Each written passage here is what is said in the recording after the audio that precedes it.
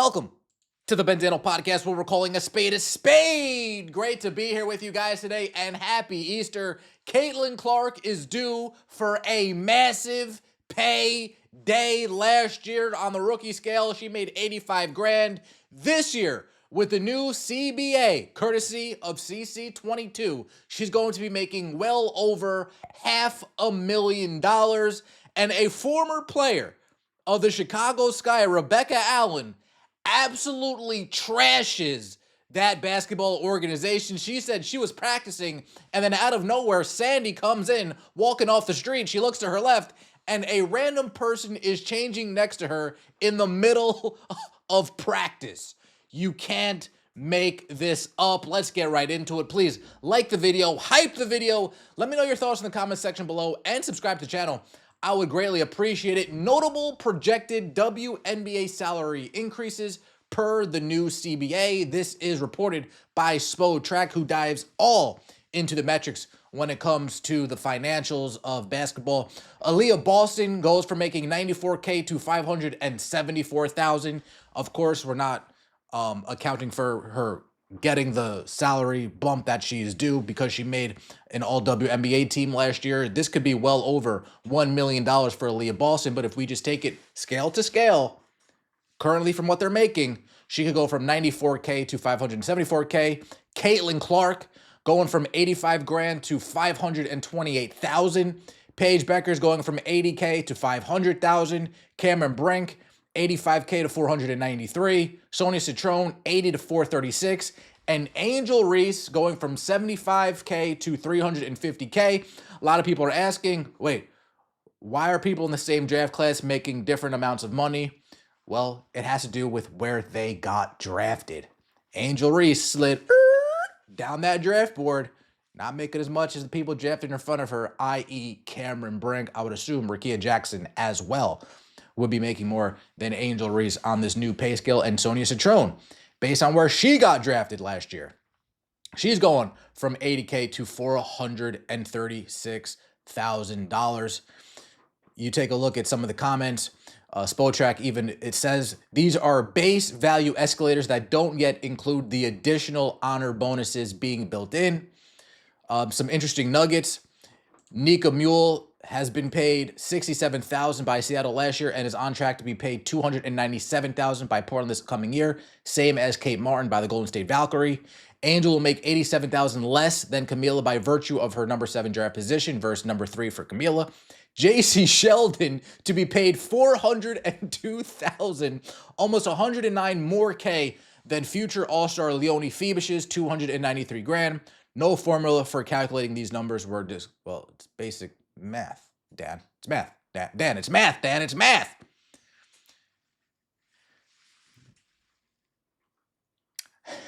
I hope all of them have their thank you notes ready to mail in to Caitlyn Clark. Yes, send your thank you cards to Caitlyn Clark.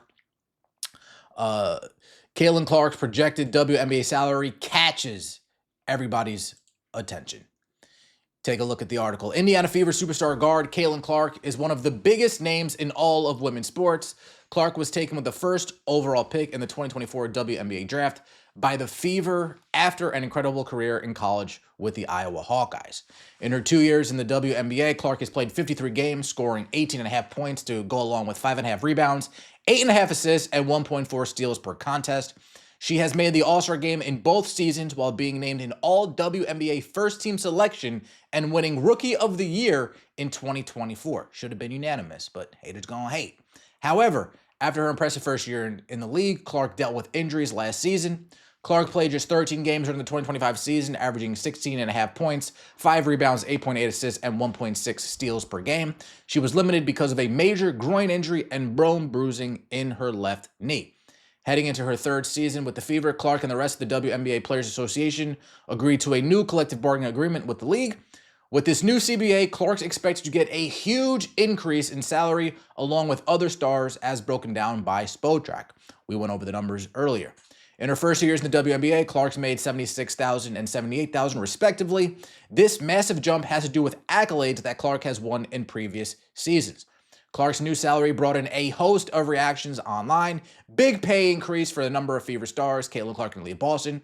So the difference between a top 3 pick versus a top 10 pick is almost $150K-ish. Now more young girls will dream about going to the W. With his new salary, Clark would be the third highest paid player in the league behind Indiana forward Aaliyah Boston and Dallas Wings guard Diamond Miller. Diamond Miller getting paid more than AR and CC, Paige frying me. I mean, Clark would be the third highest paid player in the league. That's not true. Once the Caitlyn Clark wave is over in a few years, the WNBA is going bankrupt. They won't be able to keep up with the salary, said one pessimistic user. Caitlyn Clark due for a massive payday this upcoming season, of course. We're already projecting towards 2027. She's going to be getting the super duper max salary.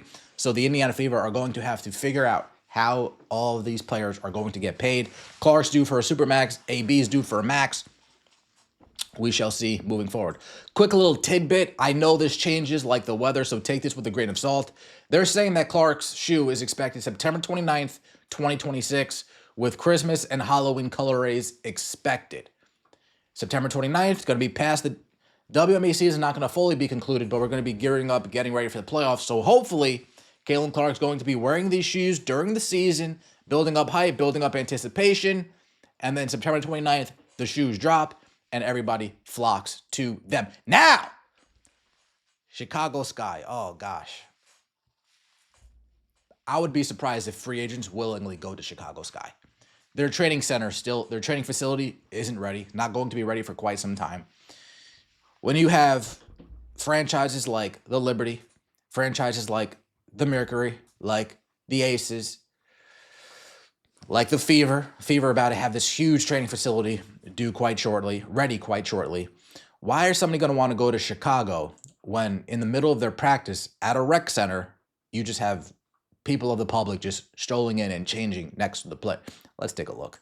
You know what's funny is it's dependent on what team you go to. I didn't realize how lucky I had it in New York until I left and there was 2 other organizations that I was like, oh, wow. So that's why they have minimum standards. So that organizations like that can sort of, raise their level, and having your own locker room so you're not sharing it with the random public. Yeah. That was the first time I'd experienced that. Was in Chicago. As in the first time you experienced having your own was in Chicago, or the first time you experienced having it sharing with the public? That was the first time. So we were at a rec center.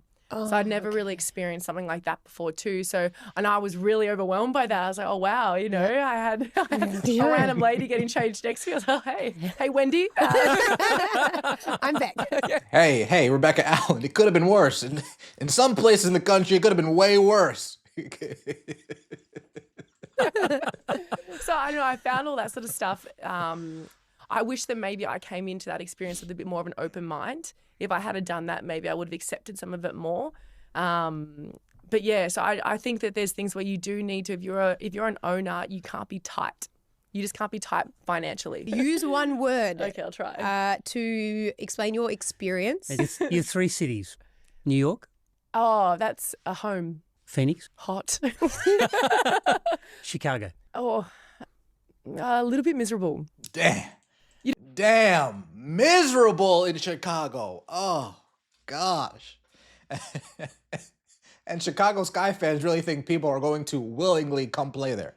Chicago Sky fans really think that some of these top players in this league are willingly going to come play in Chicago. They're in the middle of practicing. They got to go to the locker room, maybe get a drink, maybe change, whatever the case may be.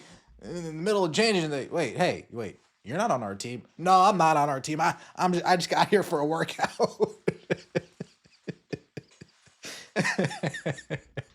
Oh, the Chicago Sky. Every day, you just realize how pathetic the Chicago Sky organization is. But it's their fault. But to an extent, it's not. I mean, they're not making money. These owners aren't making money. So it's hard to kind of hold their feet to the fire and say, hey, you got to invest. Meanwhile, their response would be, I'm not making money. I don't really have anything to invest. You want me to continue to go into my pocket more to invest? Well, with this new CBA, yeah, that's what you're going to be expected to do.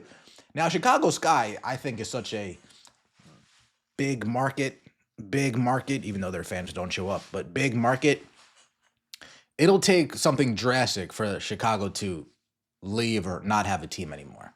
It'll take something drastic, not just some minimum standards being met.